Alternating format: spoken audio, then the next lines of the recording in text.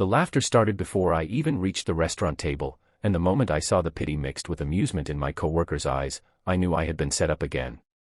But nothing prepared me for the sight of the woman sitting alone by the window, one hand resting protectively over the unmistakable curve of her pregnant belly while tears silently gathered in her eyes as she realized she was part of the joke too. In that instant, the embarrassment I felt vanished and something heavier took its place. Because if you had walked into that room and discovered someone had turned your loneliness into entertainment, would you have left to protect yourself, or stayed because another broken person needed you more than you needed your pride? My name is Matthew, and by 36 I had become the office tragedy everyone thought they understood. I worked as an accountant in Columbus, Ohio. I was quiet, divorced, and the kind of man people forgot was standing beside them until they needed overtime covered. 3 years earlier my wife had died from an unexpected aneurysm 6 months after we lost our baby daughter. Grief hollowed me out in ways I couldn't explain. I stopped dating. I stopped going out. I survived by making coffee every morning, going to work, and pretending surviving was the same thing as living. People don't know what to do with quiet grief. Some avoid it. Some mock it. My co-workers belonged to the second group.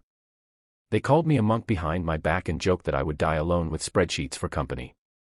I laughed when I had to because sometimes laughing hurts less than defending yourself. The dinner was supposedly a team celebration.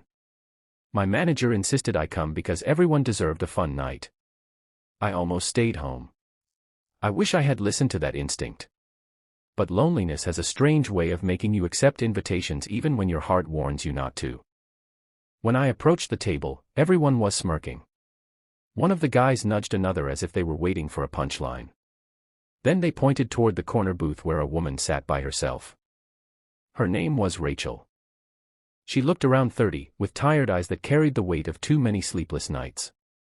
Her coat was old but clean.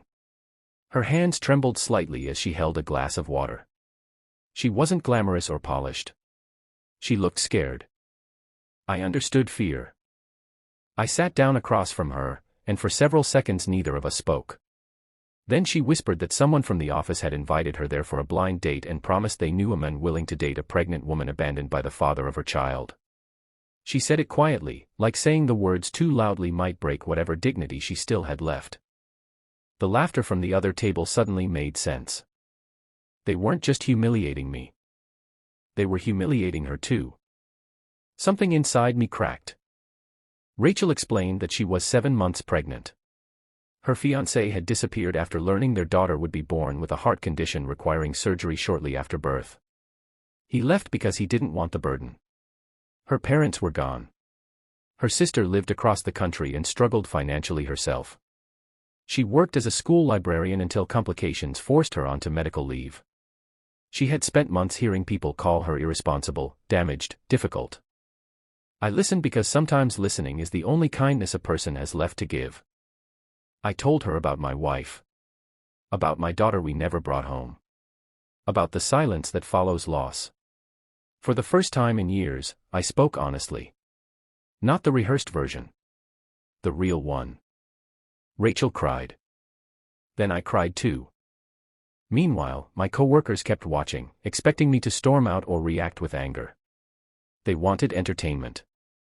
They wanted proof that broken people break each other. Instead, we ordered dinner. We talked for 3 hours. Rachel told me how terrified she was of giving birth alone. She admitted she hadn't bought the crib yet because every time she looked at baby furniture she panicked about whether her daughter would survive surgery. Fear had stolen her ability to hope. I understood that too. When the restaurant was nearly empty, one of my co-workers finally approached our table with that smug grin still hanging on his face. He asked loudly whether the setup was everything I dreamed of. Rachel lowered her eyes immediately. That was the moment everyone regretted. Not because I yelled. Not because I caused a scene. But because I stood up and said calmly that the woman sitting across from me possessed more courage than anyone in our office. I said she had carried a child alone while facing fear most people couldn't survive. I said that if compassion had become something worthy of mockery, then perhaps the joke wasn't on us at all. The restaurant grew silent. My manager looked ashamed. My co-workers stopped laughing. For the first time in years, I wasn't embarrassed to be vulnerable. I was embarrassed for them. Rachel and I walked out together that night. I drove her home because it was snowing. Before she got out of the car, she thanked me for treating her like a human being. She didn't know that she had done the same for me. Over the next several weeks, we stayed in touch. Not because of romance. Not at first.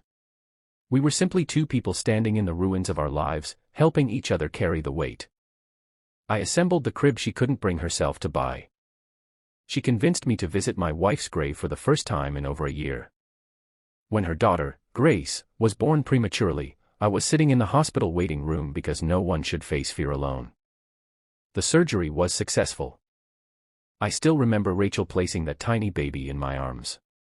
Grace wrapped her impossibly small fingers around mine, and after years of believing my heart had died with my family, I felt it beating again. Healing didn't happen in one moment. It happened in hundreds of small moments. Shared meals. Hospital visits. Late-night conversations. Tears that no longer needed hiding. 2 years later, Rachel became my wife, and Grace became my daughter in every way that truly mattered. But the part one think about most isn't the wedding. It's that restaurant. Because cruelty almost convinced two hurting people that they deserve to be alone. If you've ever been judged, abandoned, or treated like a joke, please comment with the words, "Kindness changes lives." And if this story truly touched your heart, please like, comment, share, and subscribe so more people can be reminded that compassion is never weakness, and sometimes one act of kindness can save more than one life.